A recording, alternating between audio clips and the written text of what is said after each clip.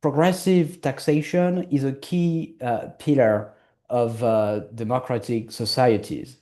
It's essential to fund the public goods and the public services that are the key engines of economic growth. It's essential to build trust in government. There's no sustained trust possible in governments that structurally take more money from the poor than from the rich. And it is also essential to limit inequality. Historically, changes in taxation, and in particular in the progressivity of the tax system, have been major drivers of the change in income and wealth concentration. That being said, there is now a growing body of evidence that our tax systems today fail to effectively tax ultra high net worth individuals. Everywhere we see the same pattern. We see that the super rich pay much less tax relative to their income than the rest of the population. Until recently, it was difficult to know how much tax the rich pay because in many countries there is not a lot or sometimes no official statistics about this issue. But that problem has started to be addressed thanks to a number of collaborations between researchers in different countries and tax administrations.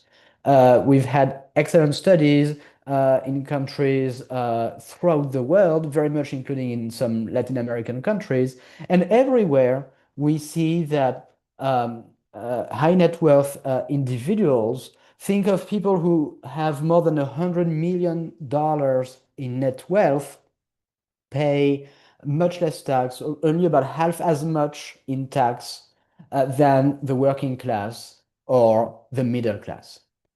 And that stems from the failure of the individual income tax to effectively tax the super rich. The reason is simple. When you are extremely wealthy, you can easily structure your wealth such that this wealth will generate little or sometimes no taxable income. A few years ago, we had revelations in the US by the US media ProPublica about the tax payments of people like Elon Musk or Jeff Bezos, or more broadly, the top billionaires in the US. And in a number of cases, it was revealed that those extremely wealthy individuals paid very little, or in fact, sometimes zero income tax. In one year, Jeff Bezos says that he earned no income. And he says, look, I'm so poor that I'm going to claim family benefits. And he receives family benefits because he has zero or almost zero taxable income. As CEO of Amazon, he didn't pay himself a wage. Amazon didn't distribute dividends. He didn't realize capital gains. And so there's no tax evasion. This is all perfectly legal, but this is absurd. How can we accept that the richest or one of the richest men in the world should be allowed to pay no income tax? And what we've discovered since then is that the problem goes just beyond a few anecdotes or a few individual cases. This is a much broader issue that prevails not only in the US but throughout the world. Now, we also understand that there is a solution to this problem.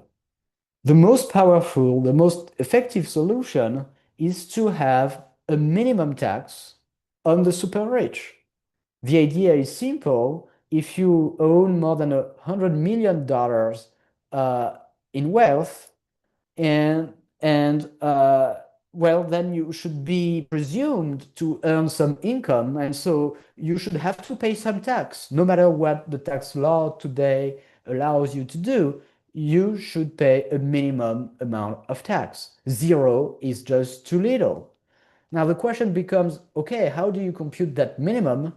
And if you express the minimum tax as a fraction of income, it doesn't work, because the whole problem is that those extremely wealthy people, uh, they don't have a lot of income, of taxable income, to start with. They have a lot of economic income, but they can easily report little taxable income. And so that's why, to be effective, a minimum tax on the rich has to be expressed as a fraction of wealth. This is precisely the proposal that was put on the agenda of the G20 last year, thanks to the outstanding leadership of Brazil.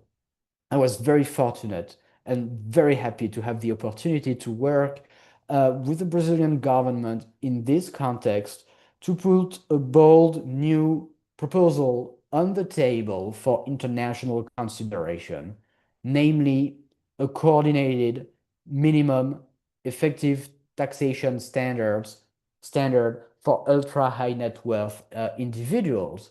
And so the idea was this: let's agree collectively to ensuring that the super rich pay a minimum amount of tax expressed as a fraction of their wealth.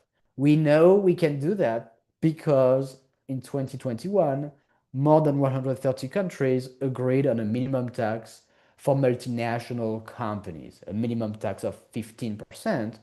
And so it's perfectly logical to apply the same principle to the super rich, who have also enormously benefited from globalization, just like multinational firms, who can often avoid taxation, just like multinational firms.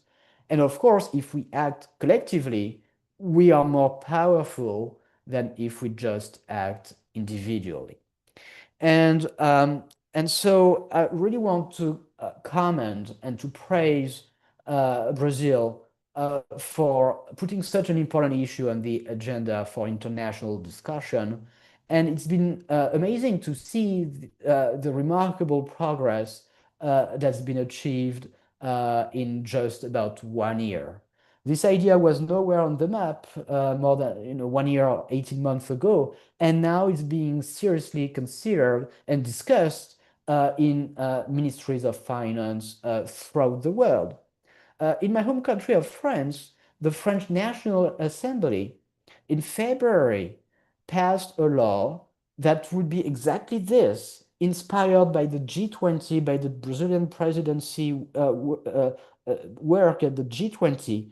The National Assembly of France passed a minimum tax of 2% on the wealth of French taxpayers with more than 100 million euros in net wealth. It's still not enacted, it still has to go through the Senate. It faces an uphill battle in the Senate, and it might take years before it gets enacted. But it was, I think, a very powerful testament of the incredibly influential impact that the work at the G20 last year has had globally. And that conversation takes place in many countries today. Now, what I want to say is that, of course, we are facing a difficult situation at the international level, at the G20 and beyond. We are in a more fragmented world than in 2021. There are a number of powerful countries that certainly are not favorable at the moment to the idea of improved international coordination with respect to taxation or economic issues more broadly, or any form of international cooperation for that matter. And so it's going to be increasingly important to make progress at the national and at the regional level in the coming years. And this is where what is happening in Latin America, and in particular at the PTLAC, is going to be extremely important and is going to be watched by many countries. There is a very strong case for moving forward in Latin America with a coordinated minimum tax on the super rich. And that's due to a couple of reasons. Number one, Latin America is one of the most unequal region in the world, and many Latin American countries rank among the most unequal countries in the world, where extreme wealth coexists with extreme poverty. And number two, the tax systems of Latin American countries, like the tax system of many other countries, are characterized by highly regressive taxation, especially at the top of the distribution.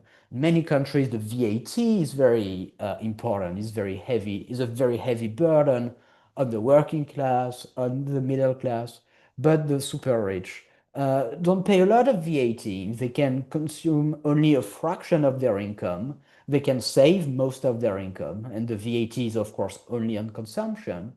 And on that fraction of their income that they save, often they don't pay income tax.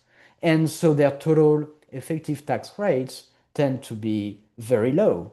And so that is why it's particularly important to advance towards an effective minimum tax on the super rich in Latin America. And I want to Latin American countries to move forward in that direction.